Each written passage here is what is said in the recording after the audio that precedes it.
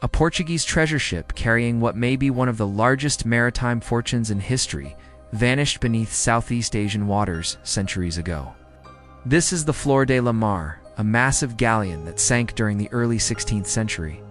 While carrying the accumulated wealth of Portuguese conquests across Southeast Asia, the treasure, however, has not been found. The story begins during the early 16th century, when Portugal was rapidly expanding its maritime empire across Southeast Asia. The Flor do Mar was a Portuguese galleon, part of the fleet sent to conquer the city of Malacca. The ship was built during the early 16th century in Lisbon, weighing hundreds of tons with substantial length and height.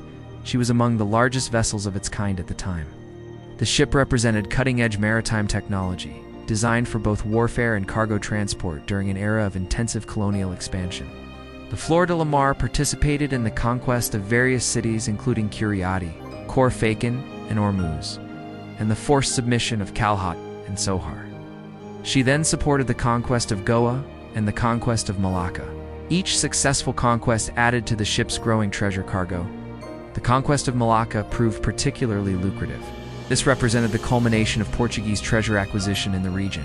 The wealth accumulated aboard the Flor de la Mar may have exceeded any single treasure collection in Portuguese maritime history. The ship's fate was sealed during the early 16th century, while attempting to return to Lisbon with this massive cargo. The Flor de la Mar left Malacca and probably sank weeks later. According to contemporary reports, it was while sailing along the coast of Sumatra that the ship was caught in a storm. The precise location became part of the enduring mystery surrounding this maritime disaster. The storm was so severe that the ship crashed into shoals, split in two, and sank. The loss of the treasure created an enduring mystery.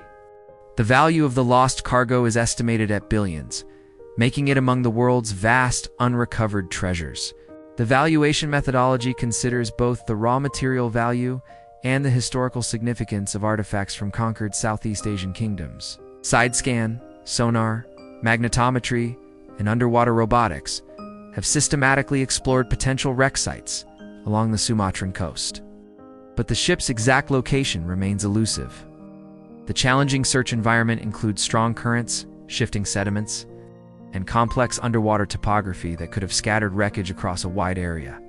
These conditions make systematic exploration difficult, while potentially concealing evidence of the shipwreck beneath layers of accumulated sediment. High-resolution sonar mapping can identify anomalous structures on the sea floor, while advanced metal detection systems can locate metallic objects buried beneath sand and marine deposits.